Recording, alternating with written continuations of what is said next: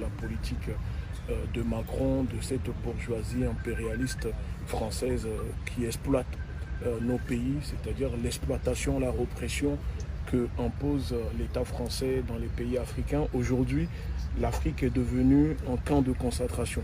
C'est le nouveau Auschwitz de l'État français.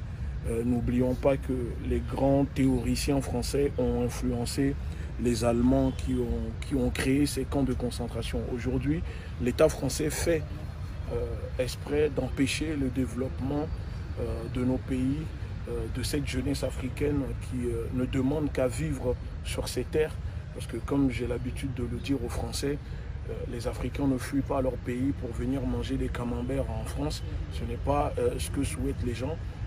Personne ne fuit par plaisir. Donc quand une population, toute une jeunesse, arrive à échapper à ces balles, à ces guerres que la France installe en place dans les pays avec la complicité des Africains, parce que ce n'est pas que les Français qui sont responsables de ce que nous subissons, il y a aussi les Africains qui collaborent, c'est-à-dire les sicaires, ce que nous appelons les nègres colons, qui donnent l'occasion à l'État français d'exploiter nos ressources. Moi, je suis venu au Mali parce que nous avons soutenu et nous continuons de soutenir le changement en cours, la mobilisation que la jeunesse malienne, la population malienne a pu démontrer. Et donc c'est dans la continuité de ça qu'au nom de mon mouvement de la Ligue de défense nord-africaine, des Africains et des Afro-descendants, je suis venu ici pour appuyer, pour apporter notre soutien directement sur le terrain et envoyer un message très clair à l'État français qui continue de faire de l'ingérence dans la politique malienne pour empêcher ce changement que vous avez mis en place. Encore cette nuit, je parlais avec mon frère de lutte pour le montrer en tweet d'un député, Bruno Fock, ami de Macron, qui faisait croire à des choses, parce que je ne peux pas l'affirmer, mais qu'apparemment il a eu une discussion avec l'imam Diko qui lui disait que la France participera au changement au Mali, que ça sera avec la France et non sans la France. Et donc, en gros, c'est pour semer la discorde, la zizanie dans l'esprit des Maliens. Donc ce n'est pas le moment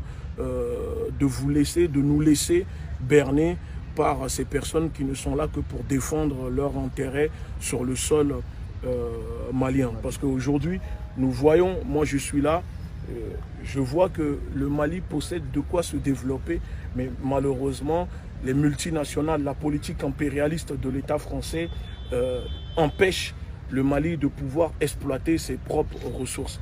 Donc c'est pour ça que je dis à mon frère de lutte Ben que je pense qu'il est temps, maintenant que Ibeka est parti, il est temps que la jeunesse malienne, la population malienne se lève pour envoyer un message très fort à l'État français. Parce que l'État français ne peut pas continuer de s'en gérer dans la politique malienne. Et c'est pour cela que moi, je le dis devant les caméras, que je donne rendez-vous à la population malienne à l'ambassade de France. Nous allons occuper l'ambassade de France et faire comprendre à l'ambassadeur de France au Mali que le Mali est un pays souverain. Ils n'ont pas décidé de quand, comment le Mali doit diriger sa propre révolte, son changement. Au lieu qu'ils continuent à dire aux Maliens ou à donner des ultimatums à la transition, de leur dire qu'il faut faire ceci ou cela, que Macron s'occupe déjà des problèmes des Français en France, parce qu'ils ne sont même pas capables de fournir des masques, de nourrir la population française, mais ce sont les premiers qui veulent donner des leçons de morale aux Africains. Avez-vous vu, après la chute de Moubarak en Égypte, l'État français dire aux Égyptiens comment gérer la transition dans leur pays? Avez-vous vu la France s'initier dans la politique algérienne? Non, mais la France se permet de le faire toujours avec ses anciennes colonies, pour dire encore, anciennes colonies, c'est un mot, c'est toujours des colonies, parce qu'elle estime que ça, c'est à eux, et donc ils ont toujours à nous dire quoi faire. Et nous disons, nous les panafricanistes, nous invitons la communauté panafricaine, il faut s'unir pour défendre l'intérêt des peuples d'Afrique.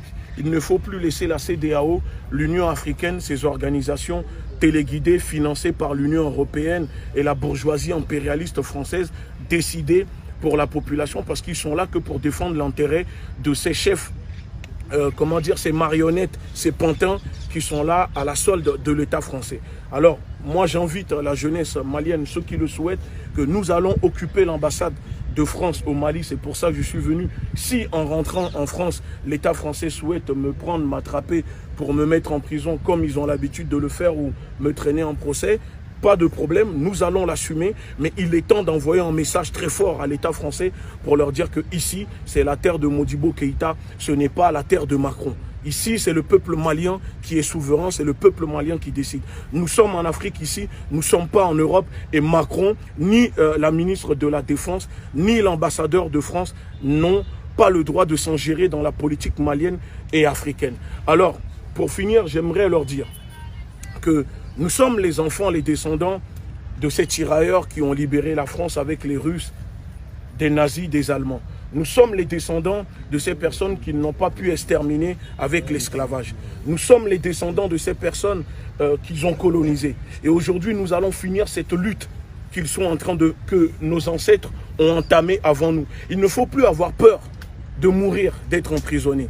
Une révolution, ça se fait toujours avec des sacrifices. Et si nous voulons la révolution dans nos pays pour libérer nos terres, alors il faut nous battre. Certes, ils ont des avions de chasse, ils ont des armes, ils ont tout. Mais vous savez, la force et la détermination d'un peuple est capable de chasser une armée impérialiste sur nos terres. Et ce n'est pas normal qu'aujourd'hui, la France détient encore ses multinationales au Mali, Orange, Areva, Total, Bolloré, c'est eux qui s'enrichissent. Et moi, je suis là, je ne vois pas la population malienne profiter de cette richesse que ces multinationales exploitent. Et ça, ce n'est pas normal. C'est de l'injustice. Il faut qu'on se lève tous ensemble et il faut former une nation. Ce n'est pas le moment d'être divisé. Et donc, je suis très content de voir que depuis que je suis là, vous continuez de rester très unis entre vous et c'est très important. Merci beaucoup à tous. Merci. D'accord, merci.